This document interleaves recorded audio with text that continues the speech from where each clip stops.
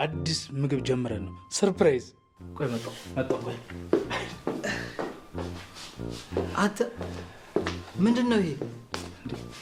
ቅዱሴ ይሄ ባናና ስላይስ ይባላል። ይሄ አዲሱ ምግባችን ነው። ይገርምሃል። አንተ ቀልዱን ተውና አሁን ይሄን ወስደ ሙዙን ይዘና። ቅዱስ ሙዙ እኮ ልጦ መብላት በዝንጀሮ ጊዜ ቀርቷል። አሁን ጊዜው ዘምኗል። በሹካ እያነሱ ላክ ማድረግ ነው። ጋሼ ላኩት ብሉ። ጋሼ ወይ ፈጣሪ አንተ ላይ ይጣለኝ። ይኸው በቃ እንደዚህ እኮ ነው። እንዴት ነው ጋሼ? በጣም ነው የሚጣፍጠው። አየህ ቅዱሴ ምግብ በአዲስ መልክ ጀምረናል። ወይና ማንን ነው? አቤልን ነው? ምን አውቃለሁ? ወንዶችሽ እንደሆኑ ብዙ ናቸው። አልገባኝም። ምን ለማለት እየሞከርክ ነው? ምን እንደሚያናደኝ ታውቂያለሽ? ለአመታት ቀብሬ የነበረውን ፍቅር ቆፍሬ ለማውጣት መሞከሬ ነው። እኔም መውደድ ነው የሚጸጽተኝ? አዎ በጣም ነው የሚጸጽተኝ። ቆይ ከልብ ነው? አዎ ከልቤ ነው። አንቺን ያወቅኩበት ቀን የተረገመ ይሆንሽ። በጣም ነው የምጠላሽ። ድሮም ለዝንብ ስለ ማር ጥቅም ማስረዳት ከባድ ነው። አንቺ በጣም ነው የምታስጠይኝ። እሺ ሁለተኛ ላይሽ አልፈልግም።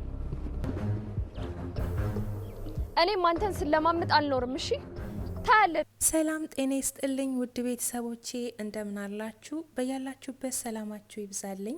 ለዚህ ቻናል አዲስ ከሆናችሁ ሰብስክራይብ በማድረግ ቤተሰብ አድርጉኝ። እንዲሁም ላይክና ሼር በማድረግ ሀሳብ አስተያየታችሁን ኮሜንት ላይ አስቀምጡልኝ። የዛሬው ቪዲዮ የጽናት ክፍል 199ኛ ነው። ቅዱስ ለሕክምና ወደ ውጭ ሀገር ሄዶ ከተመለሰ በኋላ ምን አይነት ሁኔታ ውስጥ እንዳለ እንግዲህ በዛሬው ቪዲዮ በሰፊው አብረን የምናይ ይሆናል። እስከ መጨረሻው ወዴትም ሳትሄዱ ተከታተሉኝ። እንግዲህ ቅዱስ ሰላምን ለማግኘት ብዙ እየደከመ ይገኛል። ምክንያቱም ሰላምና ቅዱስ ባልታሰበ መንገድ ተለያይቶ ነበረ። ከረጅም ዓመታት በኋላ ፍቅራቸውን ለመመለስ ግን ሰላምን በራሷ መንገድ፣ ቅዱስም እንግዲህ በራሱ መንገድ ፍቅራቸውን ለማደስ ጎንበስ ቀና እያሉ ይገኛሉ። ታዲያ በዚህ አጋጣሚ የሰርጉ ለታ ቅዱስ በአቶ በዛብህ ምክንያት በሽጉጥ ተመቶ ለሕክምና ወደ ውጭ ሀገር ሄዶ ነበረ። እንግዲህ ከዛ መልስ ሰላም ምን አይነት ሁኔታ ላይ እንዳለች ቼክ ለማድረግ ከግቢ ወጥቶ ነበረ። ከዛ በፊት ግን እንግዲህ ናቲና ኒና የሰላምን ጉዳይ እየተከታተሉ በካሜራም ቪዲዮ መረጃ እየያዙባት ነበረ። ታዲያ ናቲም የቀረጸውን ቪዲዮ ለቅዱስ አሳየ። ከዛ በፊት ግን ቅዱስ እንግዲህ የናሆምን አባት ለመቀበል ከቤት ወጥቶ ነበረ። ናቲና ኒና እንግዲህ የሰላምን ቪዲዮ ይዘውባት ነበረና ለቅዱስ ያንን ቪዲዮ ሲያሳይ እንግዲህ ቅዱስ በጣም ተናዶ ነበረ። እንግዲህ ሰላምም ቅዱስን ለማግኘት ወደ ቅዱስ ቤት እየመጣች ነበረ። መንገድ ላይ ቆመው ናቲና ቅዱስ ሲነጋገሩ ግን ከኋላ ቆማ ስታዳምጥ ነበረ። እንግዲህ ናቲ ቪዲዮን ባሳየው ጊዜ እንግዲህ ቅዱስ ሰላምን እንደማይወዳትና ከዚህ በፊት የእሷ ፍቅር ንቅል ብሎ ከውስጡ እንደወጣ ለናቲ ሲናገር ነበረ። ናቲም እንግዲህ ቪዲዮን ካሳየው በኋላ ወደ ቤት እሱ ተመለሰ። እንግዲህ ቅዱስና ሰላምም ተፋጠጡ። ሰላም እንግዲህ ለምንድን ነው በዚህ ልክ እኔ ልጠላኝ የቻልከው ብላም ልጠይቅ ሞከረች። እንግዲህ አንቺ የላክሽብኝ ጎረምሳ በማለትም እንግዲህ የተፈጠረውን ነገር ለማስረዳት እየሞከረ ነበረ። ሰላም እንግዲህ በለፋቸው መንገድ ቅዱስን ለማግኘት አልታደለችም። ቅዱስም ደግሞ እሷን ለመቀበል ፍቃደኛ አልሆነም ማለት ነው። በመሀላቸው የገባው ጥጤ የሚባል ሰው እንግዲህ የሁለታቸውን ሰላም በጥብጦ እሱም እንግዲህ ሰላምን እንደሚፈልጋትና ሰላምን የግሉ ማድረግ እንደሚፈልግ ለሰላም ሲናገር ነበረ። ሰላምም እንግዲህ በአንተ ምክንያት የምወዳቸውን ሰዎች አጥቻለሁ፣ አንተም ከእንግዲህ በኋላ እየደረስኩበት እንዳትደርስ ብላ በጥፊ መታው። ከዛ ሄዳለች። በሌላኛው በኩል እስከ ዛሬ በክፋት የምትታወቀው ብዙ ተንኮልን የሰራችው ሶሲም እንግዲህ ተጸጽቻለሁ፣ ከእንግዲህ በኋላ ሰው የለኝም፣ ሰው ያስፈልገኛል በማለትም እንግዲህ ይቅርታ ለመጠየቅ በይቅርታ መልኩ ተመልሳ መጥታለች። ጽናትና ሶሲ ተገናኙ። ሶሲ እንግዲህ ጽናት እስከ ዛሬ ብዙ በድዬሻለሁ፣ ከእንግዲህ በኋላ ግን ይቅርታ እንድታደርግልኝ ፈልጋለሁ፣ ሰው ያስፈልገኛል በማለትም ጽናትን ጠይቃት ነበረ። ጽናት ግን ይህንን ባለቻት ጊዜ ወደ ኋላዋ ተመልሳ ትላንትናዋን ስታስብ ነበረ። ያጣችውን ልጅ የተሰቃየችውን ቀናት ስታስብ ነበረ። ታዲያ ጽናት አሁን በዚህ ሰዓት ላንቺ ምንም አይነት የይቅርታ ልብ የለኝም ብላም ገፍትራት ከቤት ወጣች። ሶሲ ታዲያ ሁሉንም ሰዎች ይቅርታ ለመጠየቅ ብታስብም ይቅርታዋ ግን አልተሳካላትም። ናሆምም ገፈታትሮ ከቤቷ ወጣት።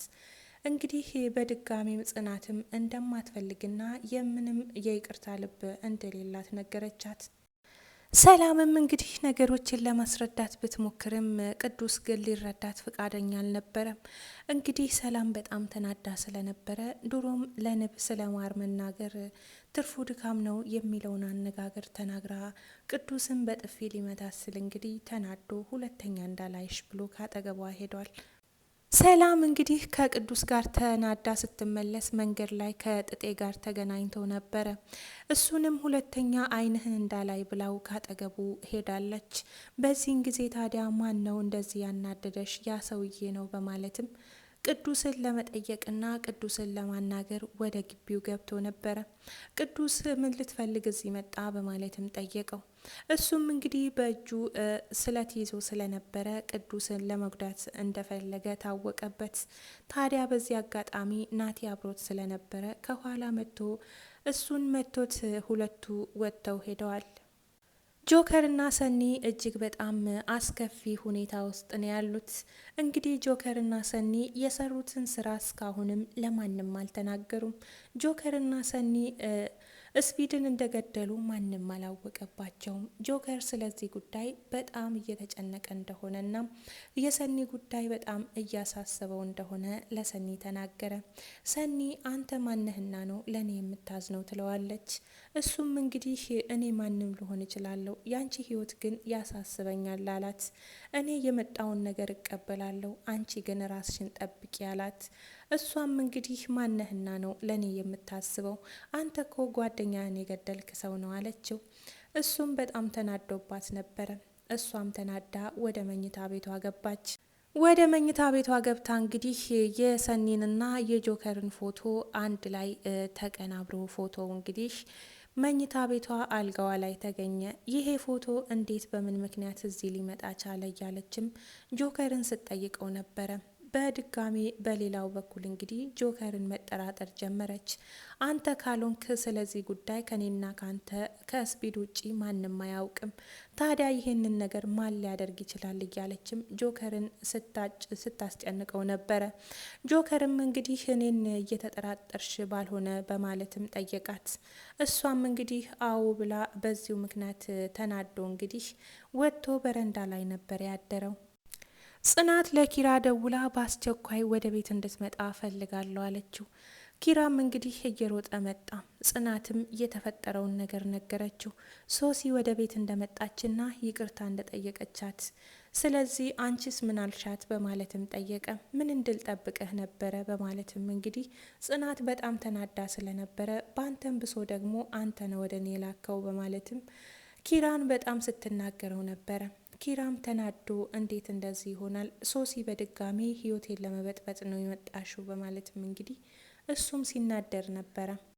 ሄኖክ እንግዲህ የውሸቱን እንደሆነና እንዳልታመመ ክያ ከኋላ ደርሳበት ሁሉንም ነገር ተመልክታለች። እንግዲህ እሱ መጋረጃውን ለማስተካከል በሁለት እግሩ ቆሞ ተመልክታለች እና እንዴት እንደዚህ ሊሆን ቻለ? ለምን ትዋሻለ? በማለትም እንግዲህ ኩባያ አንስታ አናቱንም ብላው እንግዲህ ከቤት እንዲወጣ አድርጋለች። ክያ በጣም ቁጡና ሰውን የማታስጠጋ አደገኛ ሆና ተገኝታለች። ታዲያ እሱም እያመመው ከቤት ወጥቷል። ውድ ተመልካቾቼ የዛሬው ቪዲዮዬ ይህን ይመስል ነበረ። በሚቀጥለው ደግሞ የምሩን ጉዳይና እንዲሁም ደግሞ የሀዊን ጉዳይ እንግዲህ መጨረሻውን አብረን የምናይ ይሆናል። እስከዛውም ድረስ በያላችሁበት ሰላምና ጤና ይብዛላችሁ። ለቻናሉ ግን አዲስ ከሆናችሁ ሰብስክራይብ በማድረግ እንዲሁም ላይክና ሼር በማድረግ ድጋፋችሁ አይለየኝ እያልኩኝ እንግዲህ የሰላምና የቅዱስ ጉዳይ እንዲሁም ደግሞ የምሩና የናሆም ጉዳይ ምን ላይ ያበቃለታል የሚለውንም ደግሞ በሚቀጥለው ቪዲዮ የምንመለከት ይሆናል። እንግዲህ ቅዱስና ሰላም አሁን ላይ ያሉበት ሁኔታ ቅዱስ በጣም ነው የምጠላሽ፣ ከእንግዲህ በኋላ ዓይንሽም ማየት አልፈልግም ብሏታል። ታዲያ እሷስ ተስፋ ቆርጣ ትሄዳለች ወይስ ተመልሳ ነገሮችን ታስተካክላለች የሚለውንም አብረን የምናይ ይሆናል። እንዲሁም ደግሞ የሀዊ ጉዳይ ወደዚህ ቤት የመምጣቷ መንስኤ ምንድን ነው የሚለውንም እንግዲህ እስከ መጨረሻው የምናይ ይሆናል ማለት ነው። ሀዊ እንግዲህ አሁን ላይ ሶስናን ተጠቅማ ምሩን ለመጉዳት አስባ ነበረ። ሶስና ግን ሀሳቧን አልተቀበለችም። በጥፊም ነበረ የመታቻት። ታዲያ እሷም ምንድን ነበረ ያደረኩት? አሁን ያደረኩት ትክክል አይደለም በማለትም እንግዲህ ጥፊዋን ቀምሳ ወደ ቤት ተመልሳለች። መጨረሻዋ ምን ይሆናል የሚለውንም አብረን በሰፊው የምናይ ይሆናል። ውድ ተመልካቾቼ ለዛሬው ይዤላችሁ የመጣሁት ቪዲዮ ይሄን ይመስላል። በያላችሁበት ሰላምና ጤና፣ ፍቅር፣ ደስታ ይብዛላችሁ። ቸር ሰንብቱልኝ። ባይ ባይ።